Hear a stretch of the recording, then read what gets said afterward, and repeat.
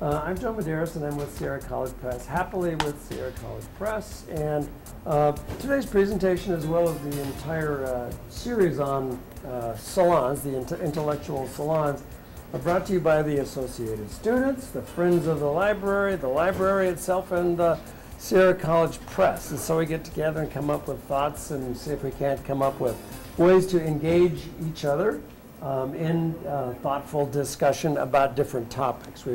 This is the third topic now.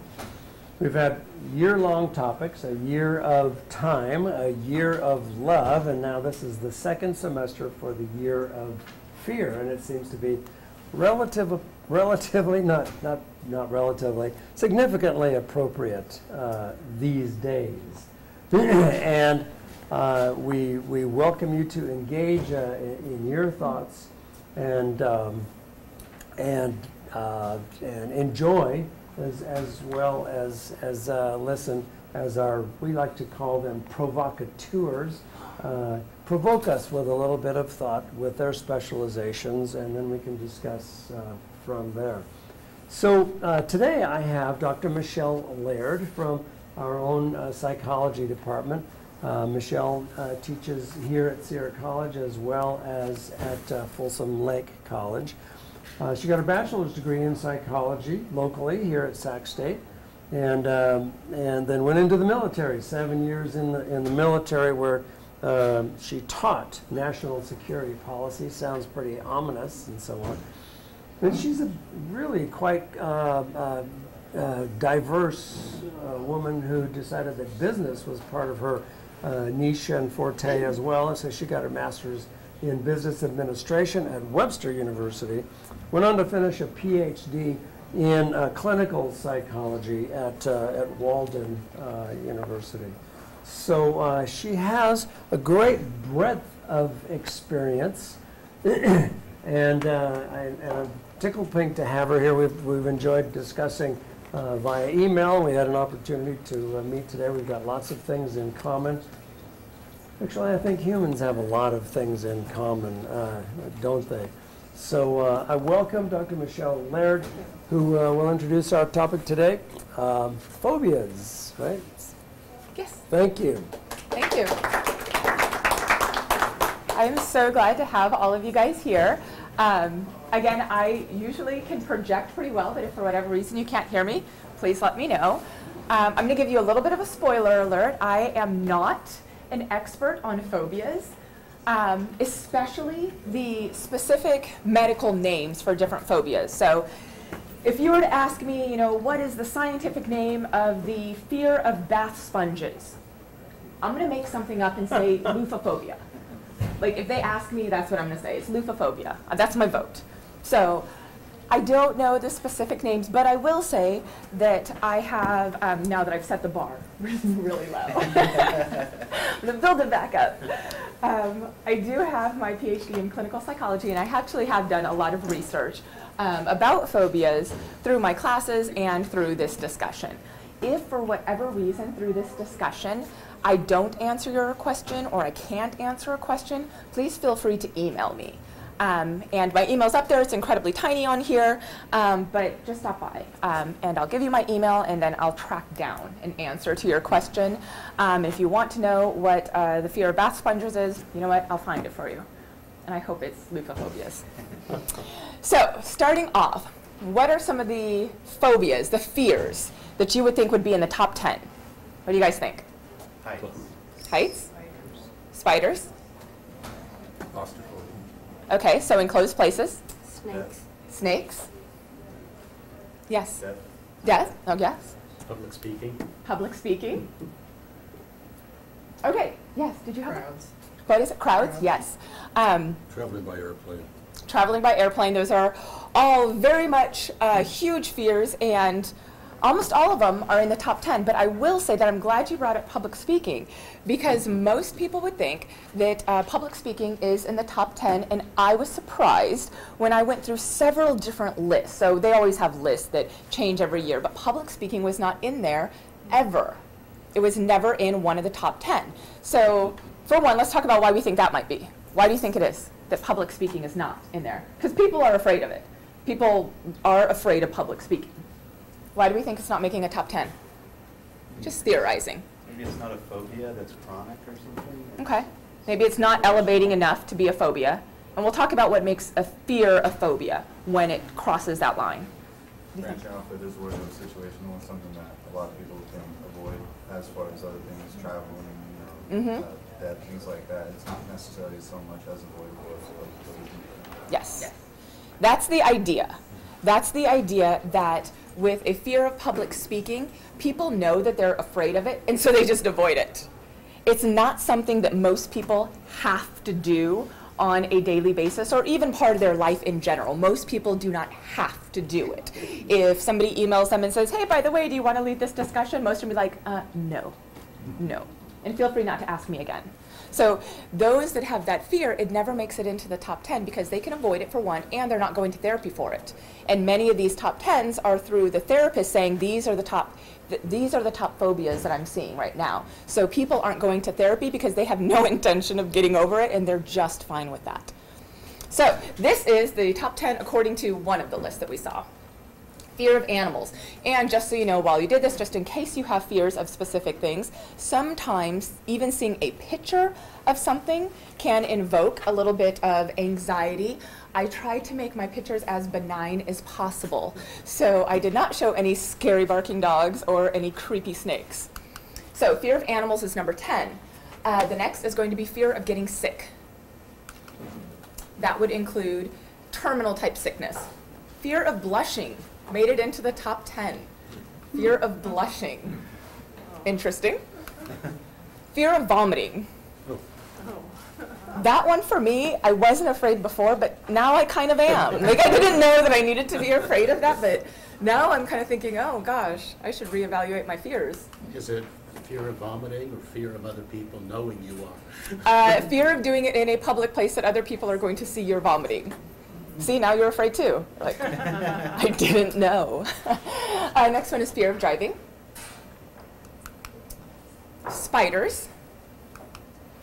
Flying. That is fear of flying, not fear of My Little Ponies. Just to clarify, that is fear of flying. Enclosed places. Open places. And number 1, according to this list, was fear of being in crowded places. So that would be the number 1, that's this particular list.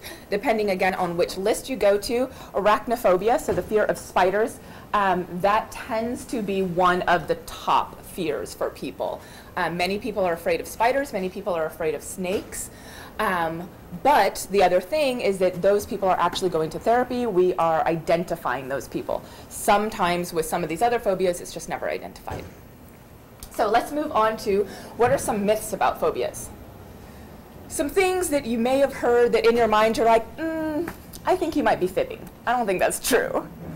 What are some things you can think of? Maybe that they're irrational. Okay, yeah. Evoked from childhood memories. Okay, yeah.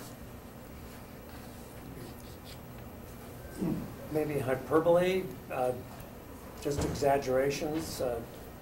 They're just exaggerating their fear. They're Yeah. just playing it up, just being a little bit of a drama queen. Something like talked into maybe by a parent or some kind of guardian. Okay. So let's take a look at some of the fears, and all of those can be myths also. And hopefully by the end of this, we'll have some clarification on what actually counts as a myth and what actually is truth in the matter. So one of them, fear and phobia is the same thing. They are not the same thing. When many people have fears, just basic fears about things that are completely legitimate, you can have a fear that is completely legitimate of walking across a tightrope between 2 buildings. That makes sense. But when your fear actually makes it so that you are restructuring your life to avoid having to participate in it, that's when we're kind of crossing a line into maybe there's something else we need to take a look at. Also, when we're looking at phobias, Phobias tend to produce an anxiety response that is completely uncontrolled. So it's uncontrolled and it is disproportionate to the actual situation. So people that have a fear of snakes. I can have a fear of snakes that I really just don't like snakes in front of me. I don't even like them in front of me. Clearly I don't want them growing across my feet.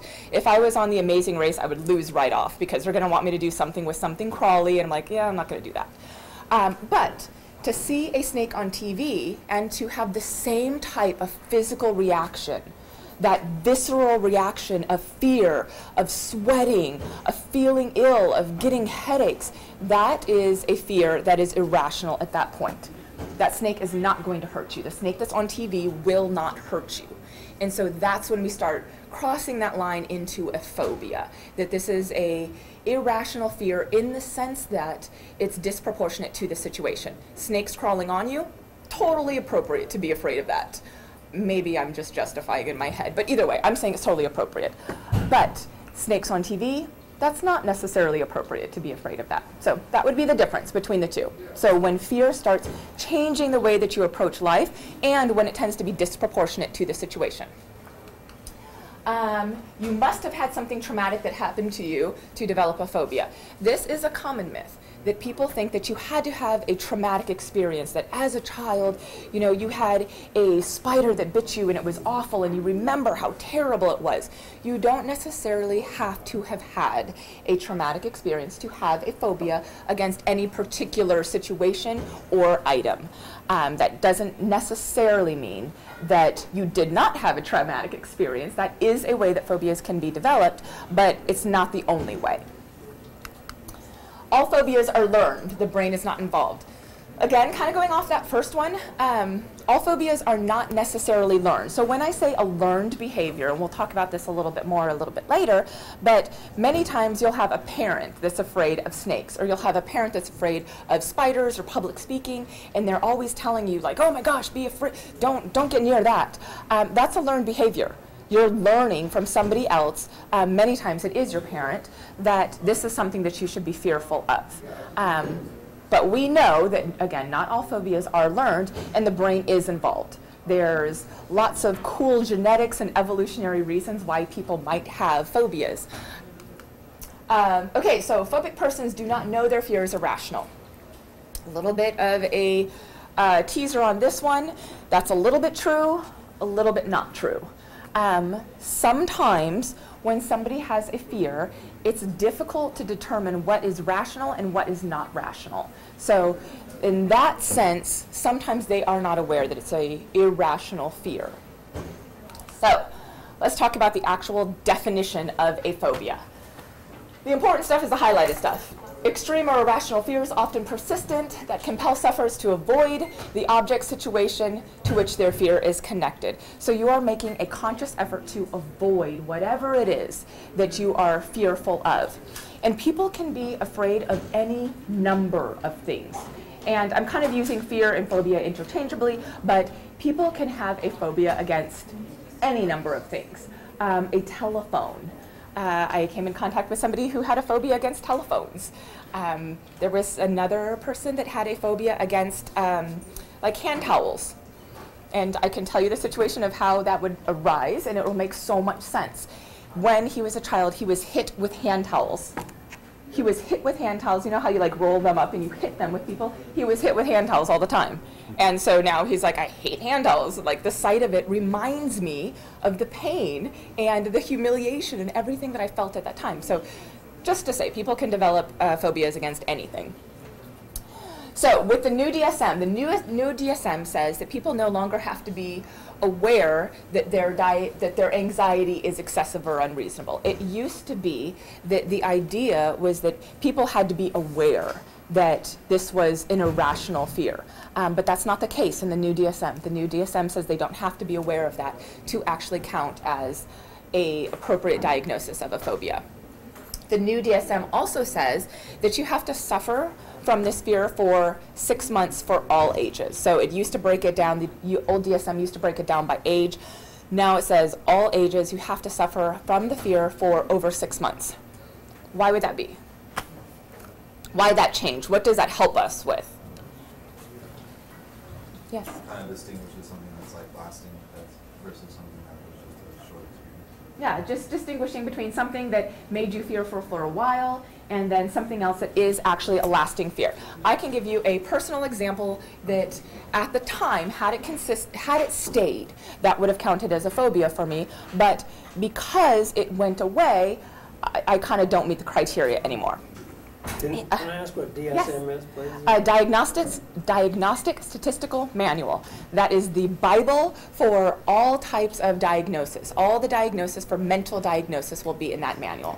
It will tell us what are the criteria to receive this diagnosis, and it actually lists all the diagnosis. The insurance companies use this when you are filing any type of insurance claim. So that is the DSM. So. Thank you. He mentioned that I was in the military, and when I first started the military, they expected me to learn how to shoot. Who knew? I had no experience with guns at all, so it was very neutral to me. I didn't care one way or the other. I had no exposure. It wasn't a big deal. But the first time that they had me go out and shoot, it's kind of hard to say because I don't have a whiteboard here, but can I use your piece of paper here? Kind of small, but we'll see. Okay, so when you are shooting at a shooting range, you're going to line up here, here, here, and here. So these are like your actual lanes to shoot.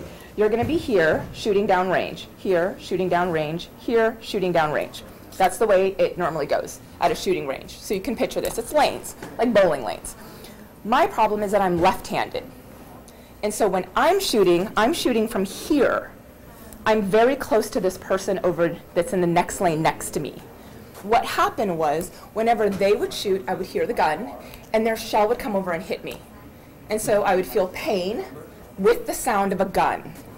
So as I'm sitting there, I'm freaking out. Like the sound of the gun, at this point, I don't even have to be shooting. The sound of a gun is stressing me out to no end. Like I'm in a corner just rocking myself, hoping that the day ends. And had that stayed, because I had that, because clearly I didn't pass my qualifications, because I'm practically rocking myself, I had to go back out to the shooting range and do mediation. I had to go back and do like the you suck type of shooting after that. But that was probably a blessing for me. That helped me out, because when I went out there to the remedial training, I shot by myself and nobody else was there. So I got exposed to the sound of the gun without pain, and that's what broke the connection for me. Had I continued in that environment, continuously getting that reinforcement of pain with the shot of a gun, with the sound of a gun and pain, that could have easily developed into a phobia for me. But because it was broken pretty quickly, because they sent me back out like the next week, because it was broken so quickly, that did not develop into a phobia for me. But that's how easily it can develop. It can be, and especially if it is something that involves fear or pain. Our brains are wired to pay attention to what causes fear or pain. Our brains are wired to say, if you are in pain, if you are afraid, if your survivability is threatened, let's not do that anymore. Our brain is wired to make it so that you will be fearful of that situation again. So anything that involves fear or pain is going to be really, really tempting for your brain to create a phobia or to create a fear with it. Okay, so there are different types of phobia. So when we're looking at phobias, you can have a simple phobia or a complex phobia. When we are looking at a simple phobia, that is just a specific object or situation. So with that, we're looking at situations, animals, nature, mutilations, or other. So situations, we can say flying. Animals, we can say snakes. Nature, we can say heights would be in nature. Mutilation, anybody want to have a guess? It's a common fear. Needles? Needles, yes. Yep. Needles, injections, blood. So that would be on the mutilation side. What would be an other? Surgery. That could be another, yeah. What's another common fear that people have? Dental. Pardon me? Dental. Yes, oh my gosh, yes. Lots of people are afraid of a dentist. And that would definitely go into a conditioned response that you heard the drill and you associated that with pain. That's what most people actually have the fear to. but clowns would go into here. Lots of people have some issues with clowns. And what would be the origination of that? Because most people can say that they have a very similar origination to clowns. Sometime when they were young, the clown scared them. So birthday parties? What else? Yes. The original It. Yep. Which is very apropos since the new It is out. Has anybody seen it yet? The new movie It? Oh, yeah. Yeah, the Stephen King movie It. That for some reason was quite traumatic for a lot of people. Lots of people can say, you know what, I didn't have a feeling about clowns until It. Sharks, yes. I don't know, and you know, it's funny, I remember my sister dressed up for my son's first birthday and thought it would be fun to dress up like a clown. And he took one look at her and started screaming. I mean, clowns are kind of scary looking to someone who doesn't know that. I don't know why you would think putting white powder all over yourself and the big whatever was interesting and funny and all of that. It really isn't. Some people can say the same thing about Santa Claus and the Easter Bunny, which would be why children scream when you put them on their lap. They're like, this is a creepy dude. You told me stranger danger. Don't do this. So, yes, but many people have issues with the movie It, and then sharks, Jaws. People have seen, and people will remember back to when they first saw the movie Jaws, and they will remember they were terrified of sharks after that. I don't know why. Particular movies affect us in different ways, but those two movies, for some reason, those directors did an amazing job. To the point that if you hear just like that first beginning notes of the movie from Jaws, some people actually have a reaction to that, just the da-da, da-da. People will have a, that was like the worst, like I didn't want to like violate your eardrums by having to sing more. But people will have a reaction just to hearing those notes. They know that that is shark and that will scare them. So with simple phobias, sometimes they can simply just be avoided. With a simple phobia, we tend not to see that in therapy quite as often because a lot of these you can just avoid. So in general, you can avoid sharks. I mean, in general, they're not part of your everyday life for the most part. We see when people have a simple phobia that they end up going to therapy when they have medical procedures, going to the dentist.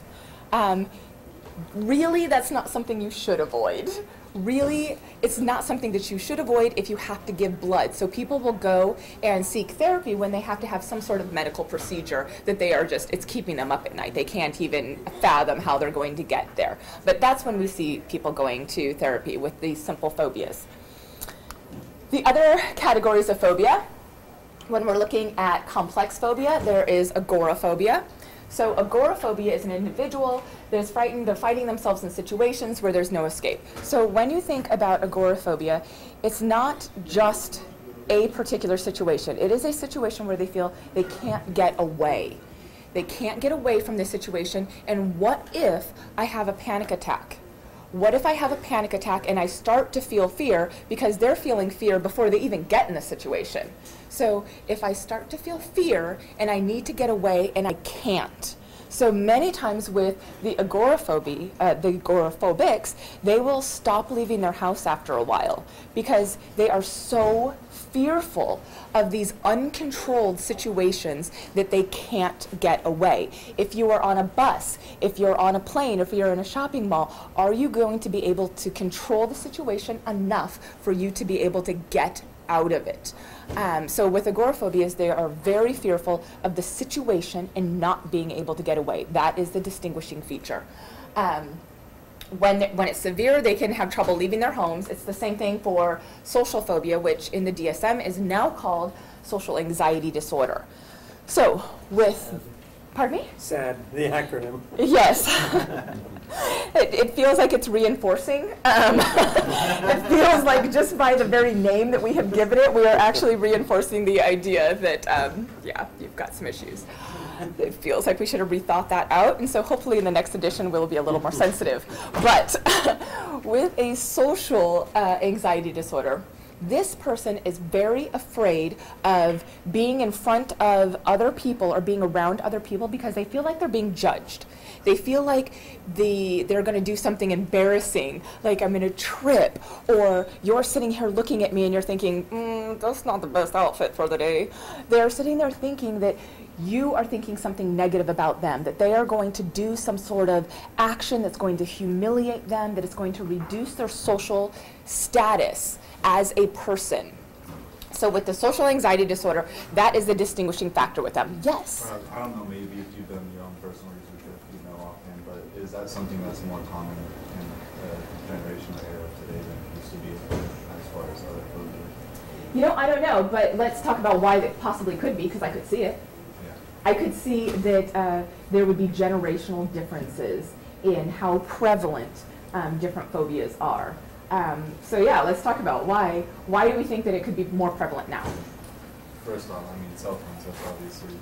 Pardon me? Cell phones, that's going to be like the first offhand that's probably most popular. Okay. People are wrapped up in, you know, what's socially going on in their hand as far as versus what's going on around them socially. And the cell phone is a medium that you can control, whereas Right. an interaction with another person not necessarily. So there's all kinds of studies that say that, you know, especially on Facebook, that you're only putting your highlight reel. You're only putting the good stuff. So you don't show all of those pictures that it took you to get to that really cute selfie. You're not showing all of those other pictures. So what if you have to go out into public and people see the real you? Are they going to be disappointed in how the real you looks after you've applied all of your filters and all of your other things to make yourself beautiful in whatever picture you're taking? I could definitely see that. I could also see that we are becoming a society that tends to be a little bit more separate, that we are conducting most of our communications via online platforms. So we're not even practicing as much those social interactions. We're not practicing as much. And I could see that being an issue. I'll be curious to see how this goes 15 years from now, how we're going to see that. But that also brings up that in general, it is thought that 7 to 9% of people actually have a phobia in general. And then of that 7 to 9%, 21% of that 7 to 9% have a severe phobia, so a complex type of phobia, which actually comes out to about 2% of the population has a severe phobia. And those would go into the complex and the social type of phobias. Women are more likely to have phobias than men. So why do you think that is? In general, and that's with both of them. That is with simple or complex. Women are more likely to have a phobia than men.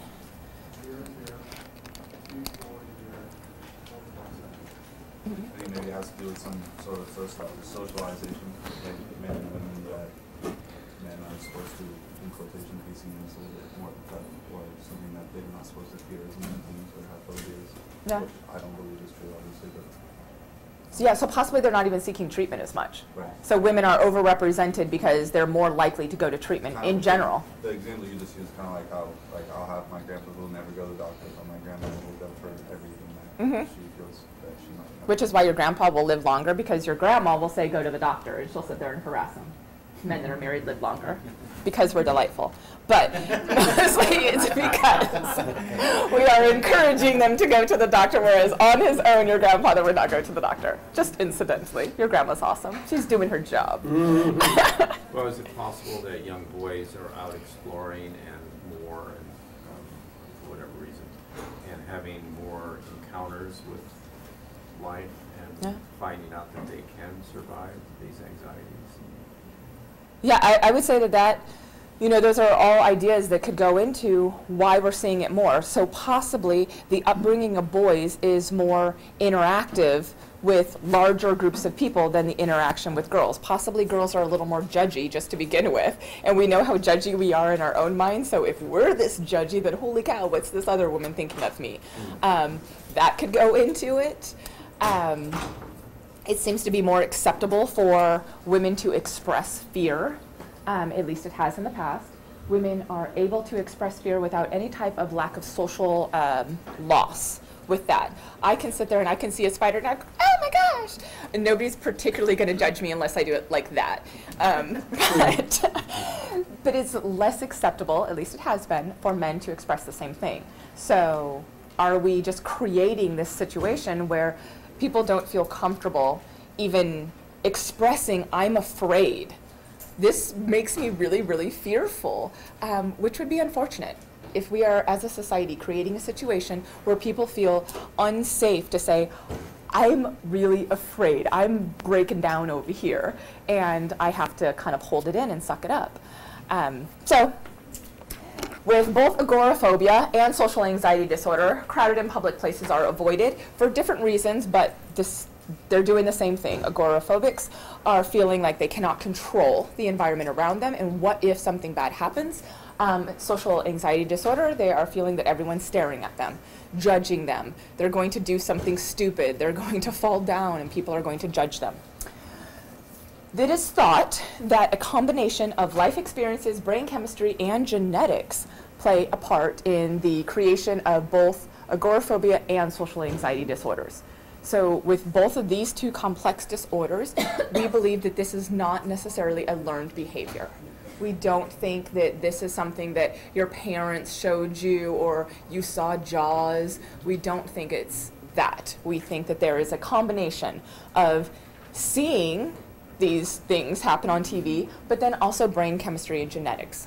Is there a certain age that might present itself? That's Yes. an average age? Yep, so with simple phobias, we see that usually the origination is between 4 and 8 years old with a simple phobia. Many times with a simple phobia, that will actually, I guess, extinguish itself by the time they're getting into their teenage years, usually by the time they're an adult, unless there's continued reinforcement with that. But usually it'll start between 4 and 8, and hopefully it'll get rid of itself by early adulthood. When we're looking at the more complex phobias, yes? Have there been studies that actually list the particular genetic items that might in fact create phobias? And also, what about brain chemistry? Has there actually been some kind of a study done of each one of these so that one could actually say that in genetics there are certain factors that present themselves in certain families, and also in the brain chemistry? I mean, Yes. has it been proven to? Well, and so by proven, that kind of means that it is an experiment with a cause and effect. Yeah. No, we don't have that. We don't have any experimental data that says if this happens, this is going to happen. But we do have correlational data, which says that if this is here, then there's a high likelihood that we will see this also. So there's studies that give us correlational data, but there are no studies that I have found that say that there is a cause and effect, which is why when we're looking at it, they say it's a combination of life experiences, brain chemistry, and genetics. And there are studies that are looking at the brain chemistry and the genetics. Will you just finish what you were going to say about that particular one? And Yes. Okay, so 4 to 8 for simple ones, and then when we are looking at the social and, or so the complex ones, so social and agoraphobia, those tend to start in teen years to early adulthood. It is rare for a phobia to start after the age of 30. I don't know why they came up with that arbitrary age, but 30 seems to be the arbitrary age that it is rare to see a phobia that begins at that age. So we believe that when we're starting to look at some of the complex ones, that is when we are really starting to go into the mindset of who are my social connections around me? What is the societal expectation that I look like? How safe am I going to the football game, going to this concert? We think that that's when people are really starting to look at the environment around them, and they're really starting to take in, am I safe or not? Prior to those teen years, the children are feeling safe because they're with their parent. I mean, your parent's going to take care of you, so, you know, Disneyland is awesome, you know. It's the parent that's saying, no, you need a bright orange shirt so I can find you, and don't talk to... It's the parent that's saying that, not the kid. The child is typically feeling the parent will keep them safe. But once you start getting to those teen years, the teen is starting to feel responsible for their safety. And then with all of those social pressures, that really starts to become an issue. So we believe that for these complex ones, they're starting in teen to early adulthood, but before 30. Yes? I was going to say, is there, I don't want to branch off too far, like, I don't know, is there any kind of correlation between religion and having phobias and fears, especially among people that have strong Christian beliefs and things like that? I have not seen the data that says how prevalent they are, but if we are going to look at some religious practices, and again, keeping in mind that different religious practices are going to be different for everybody. So what's going to be normal to one person is going to be completely different to another person. But just as an example, I am Catholic, and so the idea of the blood of Christ, that could potentially be traumatizing to a child that is literally picturing that. I mean, if you are thinking that, oh my God, this is terrible. My parents want me to drink this. So if you are literally taking this in and picturing it, yes, definitely a phobia could develop out of that. And then especially if we're talking about, okay, if you do this particular action, then potentially you're going to burn in hell forever. Well, that's scary, and I don't like that. That's terrible. So depending on we're going to go into a combination of things on that one. So depending on the child's perception of the event, whether they are perseverating on it, whether they're picturing it over and over again, how they take it in, phobias definitely can develop from that. But again, with phobias, there is no cause and effect, because we have lots of people that go through the exact same experience, and one develops a phobia and one does not. Think of how many children think of how many people go to different religious practices and they're completely okay with it. But then you've got one person that says, no, that sounds awful, and just the thought of it gives me hives. So, but I would be curious what the studies suggest on, do we see more phobia centered in certain practices with religion? I don't know. Okay, so symptoms of a phobia. So what does it look like? What does it present as when you have a phobia? For one, it's a sensation of uncontrollable anxiety. The person is unable to function properly. So by function properly, that means that I just can't hold it together. Like, I am not doing well. I am up here and I am trying to public speak, and I am sweating. You're concerned about my well-being. You're thinking, do you need some water? Maybe sit down. That is me not functioning properly. The feeling that at all costs the source of fear must be avoided. So people that have a fear of snakes, they will shut their eyes when a snake comes on TV. My mom, if she thinks that this show is going towards snakes, she will leave the room and say, okay, tell me when the snakes are gone. Like, there are no snakes. There's no snake. She's like, no, I can feel a snake coming on. That's you being crazy. That there's no snakes. But some shows, she'll get a feeling that there's a snake just right there. It's like right around the corner. The feeling of anxiety is produced by simply thinking about the object. So if you think about snakes, if you're afraid of snakes, then that will give you the same feeling as actually seeing a snake. It will bring those feelings of arousal. It'll bring those feelings of fear. For children, they may cry, become very clingy, attempt to hide behind a parent's legs or an object, and have tantrums. Okay, well, I'll give you that this could just be a kid being just trying to get on your nerves, but there is a difference between the child that is responding to a particular stimuli and a child that is just trying to get on your nerves. So you will know if the child is afraid of something. What we do see with phobias is that the benefit is that many people, even though they may say, okay, my fear is completely rational, they still know that this is what my fear is. And typically, they're pretty willing to talk about it. If they're going to therapy, it's not like we're having to like dig around and like try and interpret their words. If they're coming to therapy for a phobia, they will say, like, this is what I'm afraid of. They're pretty clear about it. So in that sense, it does make therapy a little bit easier. But children will tell you, if they're afraid of clowns, they'll say, that's terrible, I hate clowns. They're not beating around the bush with this. So, panic, intense anxiety, which may include all of these. It will manifest in different ways for different people, but these are all the different things that potentially you could see with a phobia.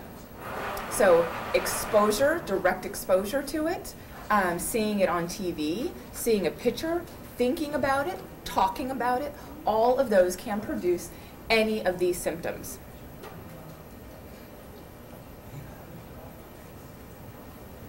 We didn't see Elevated heart rate there. Oh yeah, there it is, accelerated heartbeat.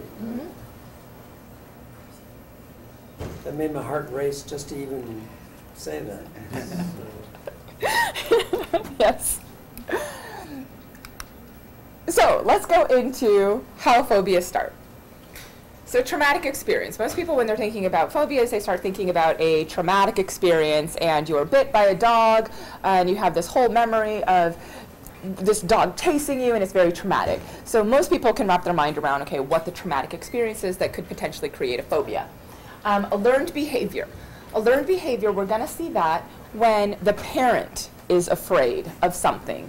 And then the parent's actions, the child is watching how the parent is acting when they see snakes or when they see whatever, and they are responding to that. Do any of you guys have any type of learned phobias? Know anybody that has learned phobias from their parents? You guys are lucky. We parents are really good at like just instilling crazy stuff in our kids. We're really good at telling them crazy things. Okay, psychological inducement. Now with this one, this is not necessarily a direct learned behavior. These are things that are going to be reinforced by, let's say, the media around us. So when you watch the movie Jaws, that is reinforcing a fear. So let's say your original fear began with the movie Jaws. But in general, movies that we see about sharks are not saying that they're cuddly and you should hang out with them. In general, movies about sharks are implying that sharks will eat you and you will die. That's what movies, that's what they say, other than Shark Week, which is pretty awesome. But and Sharknado, I think that's pretty awesome also. But people that are watching shark movies, usually the shark movies are reinforcing the fear. Clown movies. It is not often that you see a clown in a movie that is like all cheery and Bobo the clown. Usually if clowns are in movies, it is in some sort of scary type capacity. Or if the clown is not meaning to be scary, somebody else is afraid of the clown. Somebody else in the movie is afraid of the clown, which again goes into, that's reinforcing your fear. That is telling you that your fear is legitimate. And that is why the DSM had to go back and say, well, maybe the person doesn't have to be aware that their fear is irrational. Because people will say, okay, everything that I'm seeing out in society says that my fear is absolutely rational. When you are looking at movies that are talking about public speaking and the person is afraid of public speaking, it's always some humiliating experience on why they are afraid of public speaking. That is reinforcing the fear. That is saying your fear is completely legitimate. So I have every reason to be afraid of this fear. Now, when we're looking at genetics,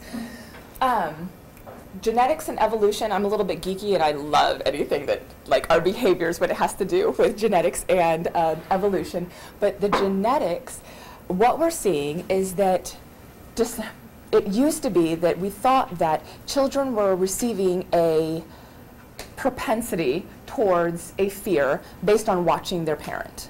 So your parent has this fear, so you are likely to have that fear, which we do know that's the case.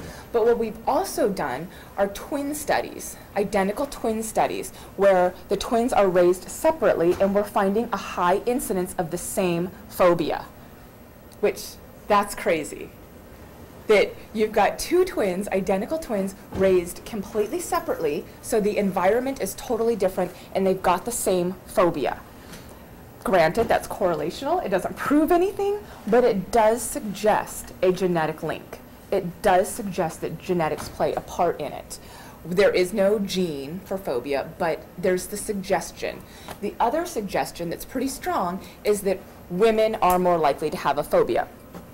The competing side of that is maybe we're just more likely to identify the phobia. Maybe we're more likely to admit to the phobia, as opposed to we're more likely to have a phobia. We don't exactly know for sure. But those are the two strong things right now that they're looking at genetics. Evolution. So from an evolutionary standpoint, why would it make sense to have a phobia? Spiders are poisonous. Yes. Yeah. What else? So think of the other phobias and think about, from an evolutionary standpoint, should you hang out with that or not? Should you hang out with sharks? Probably not. It's probably not the best plan. Could come up with other things. Should you hang out with creepy things with white paint all over their face and like scary circles. Like, should you hang out with that? No, you should not hang out. That's different from me. Let's not hang out with that. I've seen a troop of chimpanzees react to a snake just by totally freaking out, all of them, and nobody's going to go like, well, they have some irrational phobias here. Like, they're chimpanzees. They're like, no, those things are dangerous. Yes. And so that definitely implies to us that evolution is playing a role in this, that some of these fears that we have make sense from an evolutionary standpoint. And we know that our brain does remember. There is a spot in our brain that is associated with fear. There's a spot in our brain that is associated with survival. So if there is a snake there, it makes sense that from an evolutionary standpoint, you should be afraid of that. If there's a shark there, you should be afraid of that. Yes? Is post-traumatic stress disorder connected to phobia or just fear?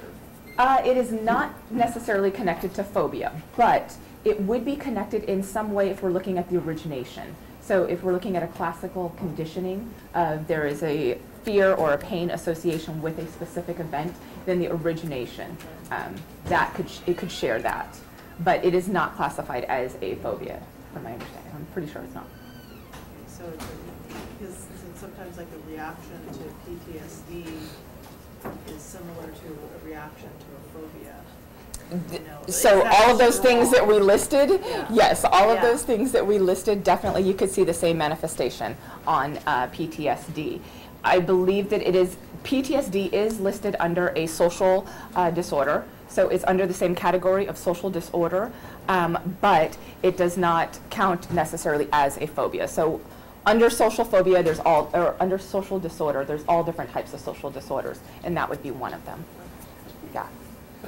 Yes. Back to evolution and genetics. I'm just trying to hook onto each one of these things, and they sound very logical. But for example, in genetics, there are, we all know that there are stimuli that will stimulate what you've seen. It will stimulate the brain to release certain chemicals or other parts of your endocrine system or whatever. Stimulate certain chemicals to enter your bloodstream to give you the fight or flight or freeze, types of response. So that's clearly genetic.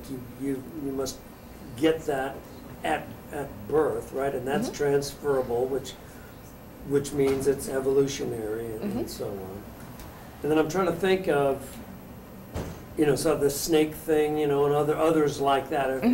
If something came at you fast and made a lot of noise, you don't have to be a very old child, too many hours old to be frightened by that and get those same chemicals and have that same kind of a response. In the case of evolution, I'm wondering, just made me think about why do little babies always cry when you smile at them and goo goo goo? Well, you're showing your teeth, and I'm thinking about the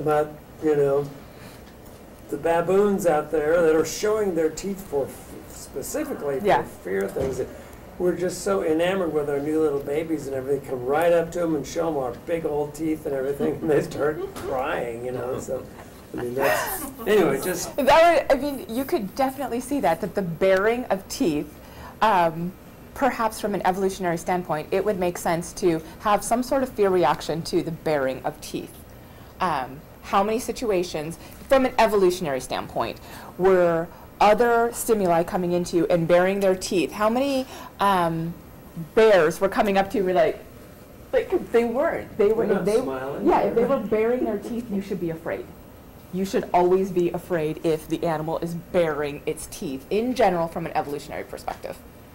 And then, so all of these are, that's beneficial that you have these responses, which favors it in the gene pool, and it carries on in both genetically and evolutionarily. Yes.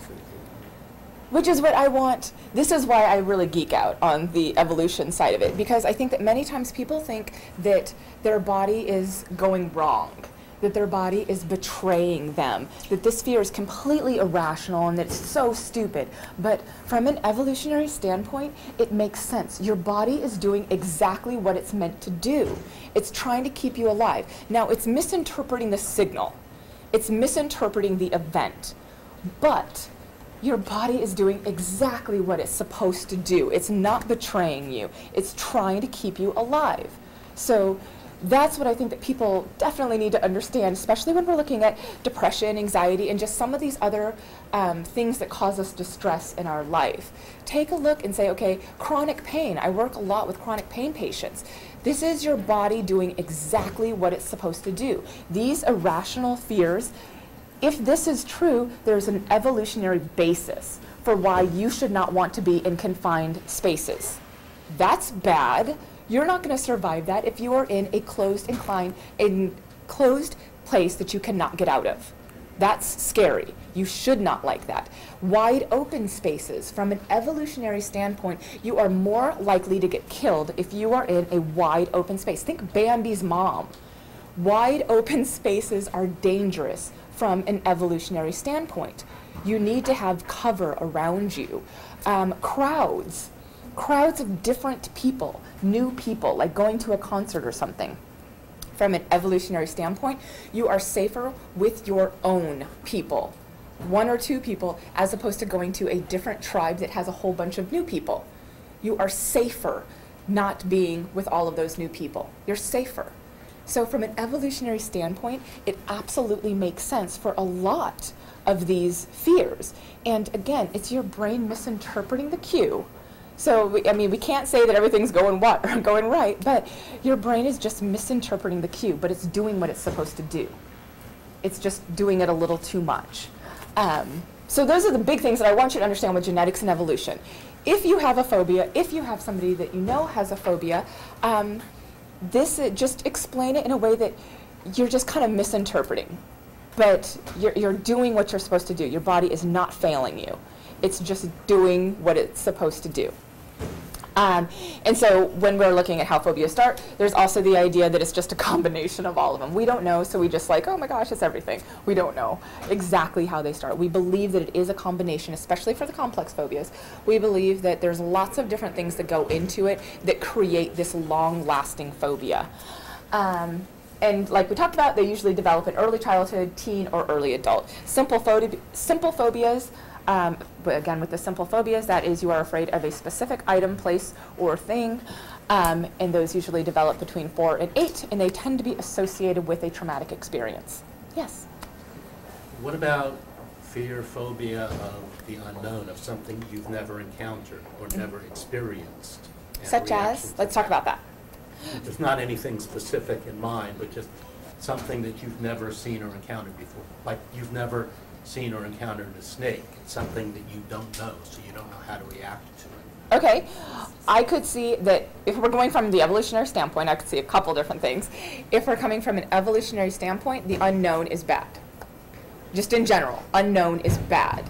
If you have not encountered this animal, whatever it happens to be, it's safer to think it's bad. It's safer to think it's going to hurt you from an evolutionary standpoint. But people that develop phobias, let's say against a snake, and they have never had a traumatic experience with a snake, we would go more on to the psychological inducement theory that there are other reinforcements that say snakes are bad. Snakes on a plane. There's rarely that you see a movie that says, let's pet snakes. Snakes are not listed. They are not pictured in commercials the same way kittens are. I mean, you just don't see it. So kittens, they're cute, they're fluffy, everybody loves a kitten. And when you see a kitten in any type of media, the kitten is not rabid. The kitten is not hurting people, it's not ripping people's heads off, nobody's dying because of kittens. Actually, oh my gosh, I will totally watch. If it's like Sharknado of kittens, no. Oh my gosh. But the point is, cats probably kill far more animals, and baby birds and all the little snuggly things and so on, or at least as many as snakes do in the world, and they're lethal predators. And so that would go into the idea that we are afraid of what we're told to be afraid of. Yeah. So we're told to be afraid of snakes. We're not told to be afraid of kittens. So if we don't receive that reinforcement that kittens are bad, then we're not afraid of kittens. Like, how many parents are like, kittens are terrible, don't touch the kitten, you might die. Nobody does that. I do. So, okay, me and my kitten are not coming to your house. But To reinforce that really quick, in ancient Rome, they would have household snakes that would be welcome in their houses because they kept mice and stuff away. So That's why I think like it is you, cool. Jason. You think. I know random weird stuff. that's why we all enjoy you. So at that point, I bet there was a less incidence of fear of snakes. People would be less fearful of snakes because this is something that's all around them. It's not hyped up that it's something that you should be afraid of. I had a patient that she was afraid of dogs, but not like growling, snarling dogs, just dogs in general, because from her culture, they did not like dogs. They did not have dogs as pets. They didn't walk dogs around. There were no dog parks. That's like a dragon park. They didn't have that. They didn't have dogs just strolling. It wasn't culturally acceptable to have dogs around. And as a culture, they feared dogs. And she came to the United States, and she's like, this is crazy how you have like parks of dogs. She's like, why are you advertising let's save the dogs? That's terrible. But truly, that goes to show that even culturally, we are afraid of what we're told to be afraid of. Whatever is in the media around us, whatever other people are expressing fear about, that is what that reinforces our fear. Let's just say that. It may not create the fear, a lot of times it does, but it definitely reinforces the fear that we have. Those just little feelings of maybe this is not good, it's just reinforced constantly. So treatment options. Desensitization, so exposure therapy, that is one of the most common. Fill your house with snakes. Yes. Maybe we're going to start a little bit smaller than that, okay. But exposure therapy, this is what you would see if someone is afraid of flying on planes. And so depending on how strong their fear is, we may start off with just looking at pictures of planes. We may start off going to the airport. We may start off just trying to go and sit in front of the airport. We may go to sit on a plane, but we're not going anywhere. We will try and get closer and closer approximations to the actual fear. In theory, we will desensitize to the fear. If we can go to the airport and you can calm down, you have your fear response, but then you can calm down, then we can say, okay, look, you're okay. You're okay. From an evolutionary standpoint, we're calming it down. And then we'll try each next step until we can calm it down the same way. Yes? Is it true that most of these phobias, such as like things like snakes or planes, are all correlated because of death? Essentially, it's more so you're afraid to get on the plane, not because it's a plane, but because people die. From an evolutionary standpoint, that would make sense. The evolutionist would say yes. So it kind of depends on your bent, on whether you're a behavior learning and What would depending on. determine more so something as far as like, getting on a plane as to not just having a general phobia or fear of death? So, just because you don't fear anything else you can die from? That's when we're kind of going into, because, okay, let's say the fear of going on a plane. That could really go into whether it is a specific or simple phobia, or if it's going to go into an agoraphobia. Because we could look at it both ways. We could say that I just have a fear of planes. That is my fear. Being on the plane, just the entire aspect of a plane is very, very fearful to me. So it would depend on how the person described it. Do you have a fear of just being on the plane, or do you have a feeling, or do you have a fear of the uncontrolled situation of the plane? Or do you tell me that you have a fear of death? If you have a fear of death in general, then that can extend to planes, cars, whatever. And so we'd really have to kind of narrow down where exactly is the fear. If we are talking about fear generalization, that would be the idea of I have a fear of death, and so I'm afraid of planes, I'm afraid of automobiles, I'm afraid of all kinds of things because I'm generalizing my fear. As opposed to you can have a very specific fear, and that would be specific to planes. I'm afraid of my death on a plane specifically. I can drive in a car just fine, but specifically for some reason I can see my death on a plane. I just think about it like because how it would be rooted from the first person to ever be afraid of a plane that, you know, in my eyes, which I definitely could be wrong, but I'm gonna assume that if they looked at it flying across, they're not gonna be like, oh my God, like I'm so scared of that thing now, I have a phobia. But more so is that when they first person see it crash and someone died, and they're like, oh, I'm really scared of planes, like snakes. Yeah. You know, oh, if you see one, maybe it could have something to do with that you've never seen it before, but unless you've seen in general, or I mean, you've been told that or seen in movies or something that, you know, they're life-threatening, that you're not necessarily going to have the fear or generally. I would be very interested to see how many people are afraid of something they've never seen before. So an object that you've never seen before. Specifically with planes, I would wonder if possibly the size of it makes a difference. If I'm exposed to an object that I've never seen before and it's very, very large and it intimidates me, so am I feeling a feeling of fear because of the intimidation factor or because of the actual object itself? But I would be curious how many people develop a fear over something that's completely neutral to them, that means nothing. But it's like you think about how our population has grown, it's like things of fear, phobias and stuff like that is a lot more talked about subject. It's like, all right, well, before this, you know, is it more so because someone else is talking it up and that's how they learn it kind of in a socialization way, or is it something like, you know, like I said, because most people aren't just going to be born and see a plane and that's, you know, all right, I'm afraid of a plane. Like, you know what I mean? And so, I would absolutely agree. I think that if you showed a baby a plane, they're going to have a neutral reaction. it's not exciting. Yeah, I mean, just like a small baby, if you show them the plane, my guess is that they are just going to have a neutral reaction, unless they're intimidated by the size of it. That would be the only thing that I could see that possibly they might be intimidated by size. But showing them a gun, just a gun, that's a neutral reaction. They have no fear of a gun. That means nothing to them. But many people can develop a fear against a gun, and that is completely learned at that point. You know that that's learned because how else would you know that this benign object is something that can hurt you? This is not just a survival instinct when we're talking about things like planes and guns. Planes and guns weren't there from an evolutionary standpoint, so you would not know that a gun can kill you unless you learned that behavior. Yeah. Yeah, we have a neighbor who is probably not afraid of planes, but he's afraid of what he might, you know, come in contact with on the plane.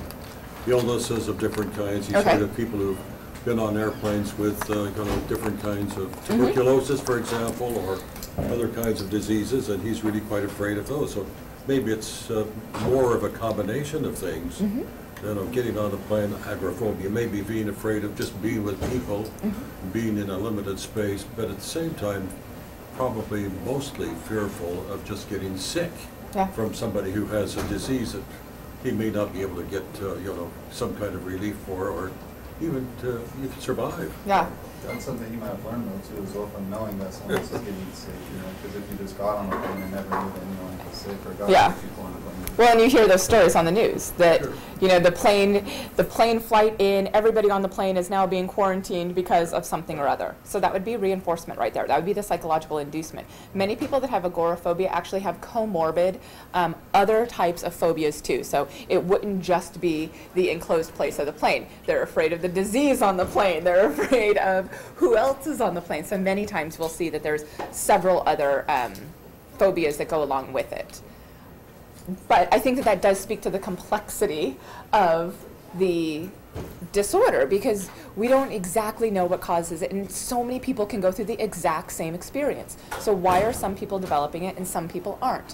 Why are some people afraid of death on a plane and some people can see the exact same news footage where the plane is going into the tower and they're not affected?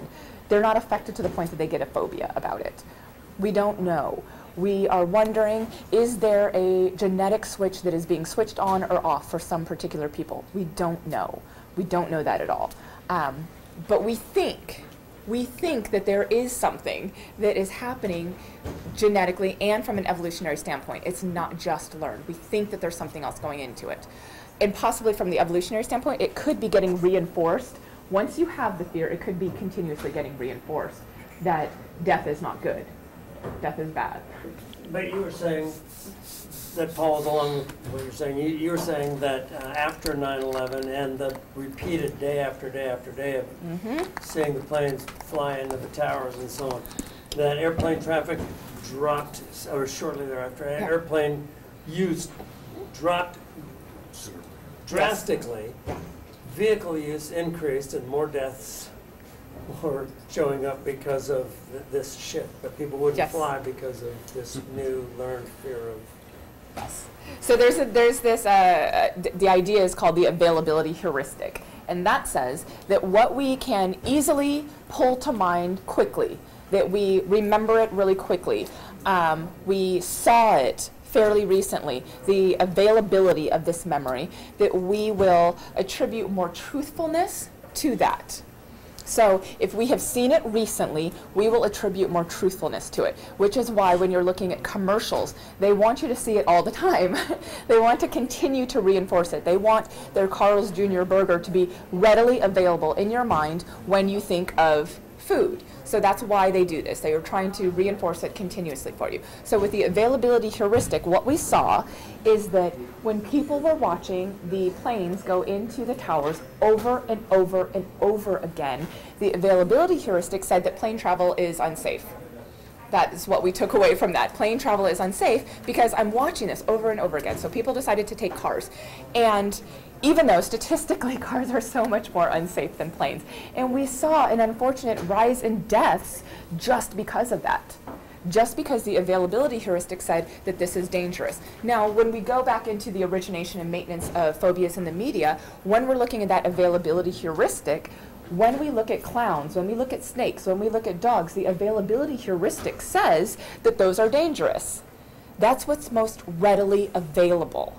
And that is what's getting reinforced over and over and over again in our media, in the things that we watch. And it's not necessarily like a conspiracy to keep us afraid in most of these situations, but it definitely is reinforcing our fears. So that would be another thing, to say to people that have a phobia, this is not just you, this is not your body just going wrong. This is being reinforced from every angle. Many times it's getting reinforced by many different things. And when we get on a plane and then we get sick, because that's not unreasonable. You are in a confined space and many times people will get sick after being on a plane. People that have that fear of being on a plane because they're going to get sick, that reinforces it. That reinforced I was right. And luckily this time I didn't get anything crazy, but next time I might. But we're reinforcing the sickness. Every time they see an article about it that, oh, if you get on the plane, that is an appropriate fear. I mean, that happens on a plane. You can get sick. But again, the people that have the phobia are now choosing, okay, well, I'm not going to get on a plane. I'm going to drive in a car instead. Statistically, you're more likely. You can either choose, okay, you can get this cold or you can die in a car. You're probably safer on a plane. Yes? Michelle, we only have 10 minutes left, and I would like you to leap because we know that there's behavioral therapy medications and hypnotherapy and stuff like that. I'd love for you to jump to the final component that you have right here. Because the hypnosis? No. The origin and maintenance of phobias, because I want to talk about the you are a healer, see? Yes. And hopefully. But there is a capitalization of fear. Mm-hmm. There is using people's innate fears to dominate, to have power. This is historic and so on. It's not like it's new here, but we have demagoguery in the world, around the world today. So can we talk about capitalizing on people's fears? Yeah. So let's kind of put it out to the group of, can you think of the times that, let's say, whatever the social construct is at the time that they're pushing their social agenda through the media, through the things that are around us to play on our fears, to reinforce our fears. A lot of personal hygiene ads deal with a sense of personal inadequacy, not being acceptable. I understand in the history of a male deodorant, they had a hard time because people just use soap, so they came up with the idea that you weren't quite fit not quite up to standards.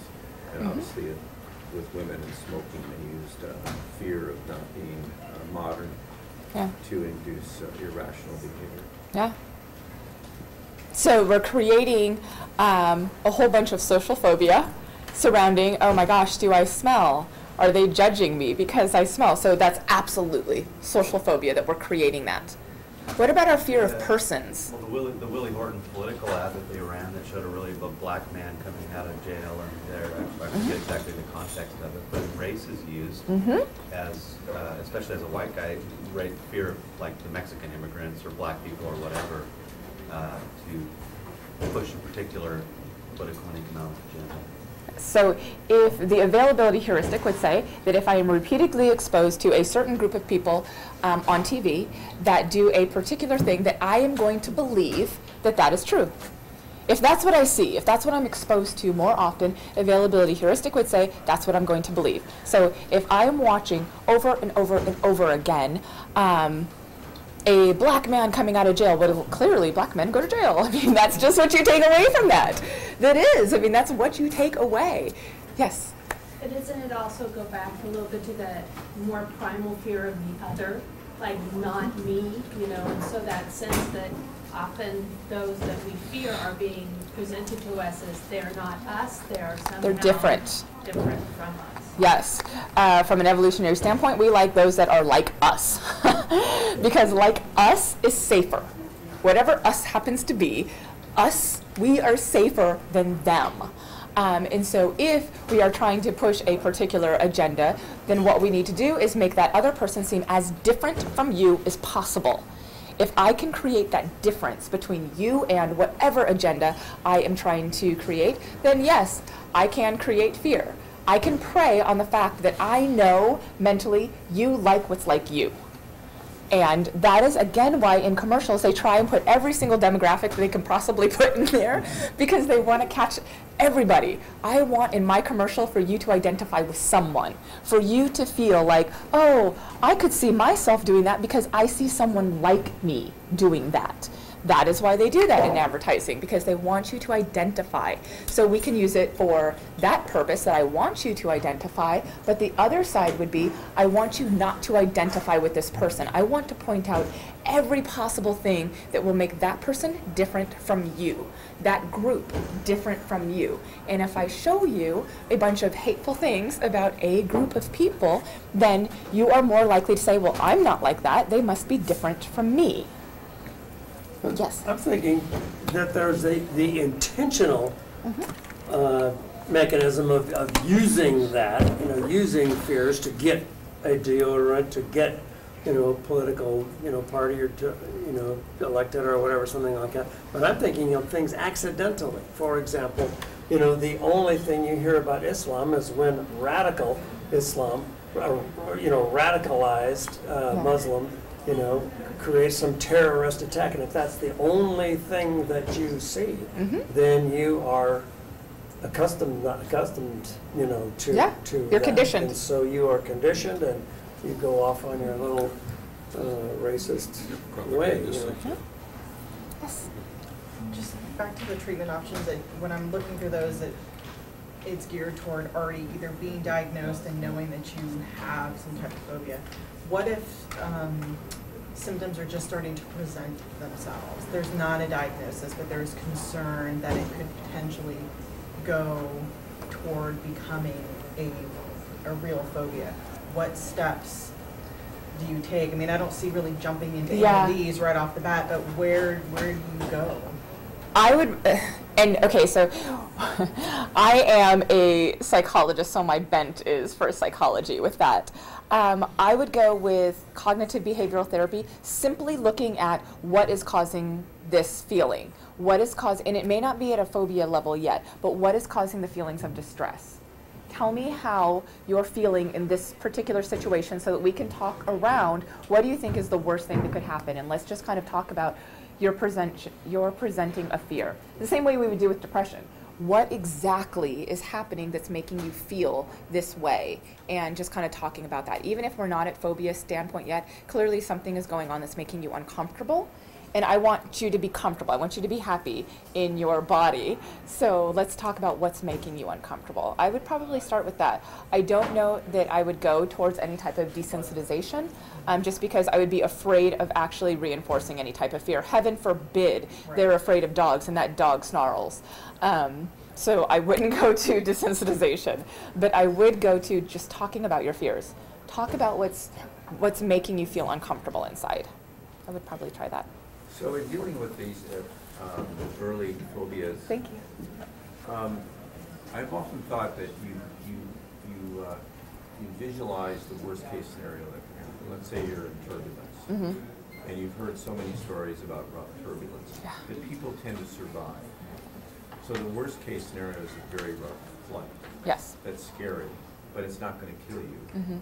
And that's the cognitive approach. Yes. Yeah, we're wanting to, so cognitive, if we're thinking of cognitive behavioral therapy, we're looking at the thought processes that are involved into your behaviors and actions. So what thought are you thinking when you start to get anxious? What are you thinking about? Were you thinking this, and how far do I have to back it up? Let's say that you are afraid of public speaking.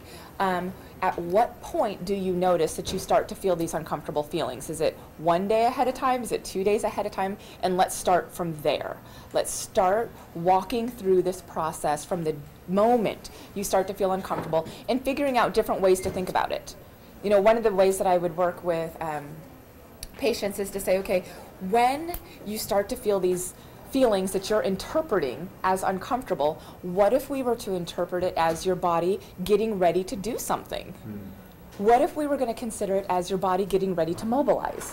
And whether or not you have to fight or flight, your body's just getting ready. It's kind of like the excitement that you would feel before a football game, is what I would tell them. Yeah, so that feeling that they get all amped up before a football game, and nobody interprets that as bad. Everybody interprets that as your body's mobilizing, but chemically, the same type of things would be happening if you're having that fear of public speaking. So what if we were to turn that? What if we were to reframe that? And let's just say your body's getting ready. Your body's getting ready to mobilize, and that's okay.